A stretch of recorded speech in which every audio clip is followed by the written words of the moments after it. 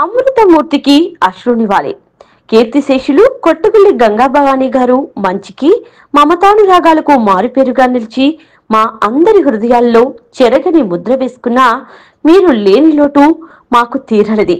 మీ పవిత్ర ఆత్మకు శాంతి కలగాలని భగవంతుని ప్రార్థిస్తూ కుమారుడు కొట్టుగుల్లి ఈశ్వర్ ప్రసాద్, కోడలు ద్రాక్షాయిని, కుమార్తెలు, అల్లుళ్ళు, మనుమలు, మనమరాళ్ళు మరియు కుటుంబ సభ్యులు, బంధుమిత్రులు.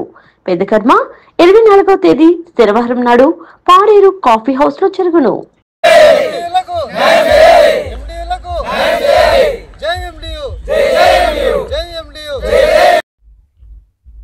మాది అల్లూరి సీతారామరాజు జిల్లా మొబైల్ డిస్పాచ్ యూనిట్ అంటే ఎండియు ఆపరేటర్గా రేషన్ డోర్ డెలివరీ చేస్తున్నామండి.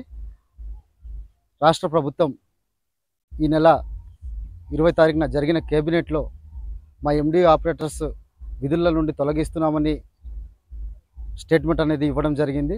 దాని గురించి ఈరోజు అల్లూరి సీతారామరాజు జిల్లా హెడ్ క్వార్టర్లో ఈ యొక్క మీడియా సమావేశం ఏర్పాటు చేయడం జరిగింది. ఎందుకనగా మేము 17వ తారీఖు వరకు డ్యూటీ చేయగా 20వ తారీఖు నుండి మేము విధుల నుండి తొలగిస్తున్నామని తెలియపరచడం చాలా బాధాకరము.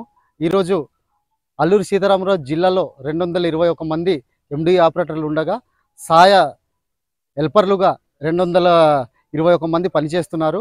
వాళ్ళందరూ ఈరోజు రోడ్డున పడిపోవాల్సిన పరిస్థితి వచ్చింది. దాని గురించి ప్రభుత్వం వారు గిరిజన ప్రాంతంలో ముఖ్యంగా, రాష్ట్రంలో కాకుండా గిరిజన ప్రాంతంలో ముఖ్యంగా చాలా మారుమూల గ్రామాలకు వెళ్ళి డోర్ డెలివరీ అనేది చేయడం జరుగుతుంది. ఇప్పుడు ఈ యొక్క వాహనాలు తీసేయడం వల్ల వాళ్ళు దాదాపుగా 5 నుండి 10-15 కిలోమీటర్లు కూడా నడిచి వచ్చి 5 కేజీలు, 10 కేజీలు, 30 కేజీలు వచ్చి మోసుకొని వెళ్ళాల్సిన పరిస్థితి వస్తుంది. కాబట్టి ప్రభుత్వం వారు మరలా పునరాలోచన చేసుకొని ఈ యొక్క పథకాన్ని యథావిధిగా జూన్ 1వ తారీఖు నుండి కొనసాగించాలని మనవి చేస్తున్నామండి. అదేవిధంగా రాష్ట్రంలో 9,260 మంది ఎండియు ఆపరేటర్లు ఉన్నాము. వాళ్ళందరూ ఈరోజు రోడ్డున పడిపోవాల్సిన పరిస్థితి వచ్చింది. అలాగే కరోనా రెండోసారి వచ్చినప్పుడు ప్రాణాలకి తెగించి మరి ఈరోజు డిస్ట్రిబ్యూషన్ అనేది ఇంటింటికి చేయడం జరిగింది.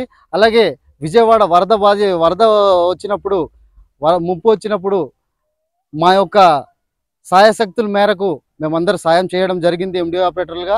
ఈరోజు మాకు ఎటువంటి ఇంటిమేషన్ ఇవ్వకుండా 17వ తారీఖు వరకు డ్యూటీ చేయించి 20వ తారీఖు నుండి విధుల నుండి తొలగిస్తున్నాం, 1వ తారీఖు నుండి షాపుల ద్వారా డిస్ట్రిబ్యూషన్ చేస్తామని చెప్పడం చాలా బాధాకరమైన విషయం. ఈ యొక్క 18,400 కుటుంబాలకు ప్రభుత్వమే ఆదుకోవాలని మా యొక్క మనవి అండి. ఎట్టి పరిస్థితుల్లో పునరాలోచన చేసుకోకపోతే మరి పరిస్థితి వేరేగా ఉంటుందని కూడా హెచ్చరిస్తున్నాం. థ్యాంక్ యూ అండి.